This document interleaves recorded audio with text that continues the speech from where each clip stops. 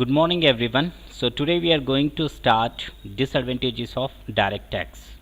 In the last class we have covered the advantages of direct tax, but in this class we are going to talk about disadvantages of direct tax. So first point we have, it is against the principle of equity. It means in that in a simple words, if you want to say, it is against the equity. So already we have covered what is equity in the last class. Equity means that the tax is imposed on the higher income group of the peoples, and that lower tax is imposed on the lower income group peoples. So here, and other peoples are exempted, it means the poor people are exempted. It means that it is against the principle of equity in this sense. जो लोगों की income ज़्यादा होती है उन लोगों पे tax ज़्यादा बनता है, और जिन लोगों की इनकम कम होती है उन पे टैक्स कम होता है, क्योंकि यहाँ पे हमारे जो इनकम टैक्स में जो स्लैब रेट्स हैं 10%, 20% and 30% are given according to their ages. So यहाँ पे इस सेंस में जो है ये अगेंस्ट द इक्विटी होगा. तो जो नेक्स्ट पॉइंट हमारे पास है, tax evasions. Tax evasion means avoiding the paying the tax, avoiding tax evasion. So tax से किस तरह से बचा जाए, बिकॉज टैक्स में बहुत सारे लोग पे करने से भी बचते हैं. जैसे for example suppose we have the multiple source of income, and just what we do, we show only one income source to the government and we hide the other sources of incomes. अगर मान लो आपके पास काफ़ी सारे income के sources हैं, तो आप सारे के सारे सोर्सेस आप नहीं बता सकते, सिर्फ एक सोर्स बताएंगे.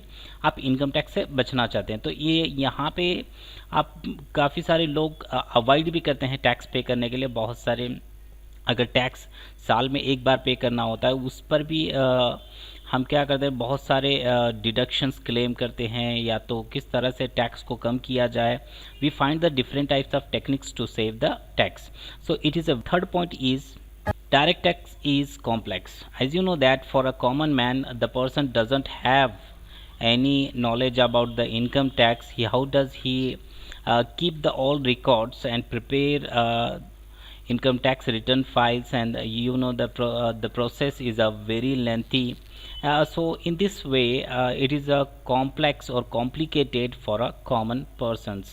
तो यहाँ पे जो इनकम टैक्स के जो रिलेटेड है, क्योंकि ये साल में एक मरतबा पे करना होता है इस टैक्स टोटल इनकम पे हमारी, तो ये हैवीली बर्डन होगा कॉमन मैन के लिए.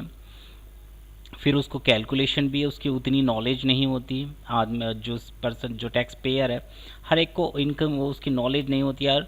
एक साल में एक मरतबा पे करना होता है, तो इसके हर एक डॉक्यूमेंट्स को रखना होता है, इसकी टैक्स रिटर्न की जो फाइलिंग्स है उसको फाइलिंग करना पड़ता है. So in this way it is a complex. So next point we have reduce the savings. As you know that अगर हमारी इनकम ज़्यादा है तो हमें ज़्यादा से टैक्स पे करना होगा, तो इस तरह से हमारी सेविंग को एक टैक्स कम करेगा. तो ये एक तरह का हमारी इनकम के लिए एक डिसएडवांटेजेस बनेगा. तो next point, limited tax base. As you know that in this तो जो लिमिटेड टैक्स है, सिर्फ टैक्स उन लोगों पे लगेगा जिन लोगों की इनकम, तो यहाँ पे जिन लोगों की इनकम ज़्यादा होगी उन्हीं लोगों पे टैक्स लगेगा, और पोर लोग जो हैं या बिजनेसमैन्स हैं वो इनकम टैक्स से दूर रखे गए, डायरेक्ट टैक्स से दूर रखा गया है उनको.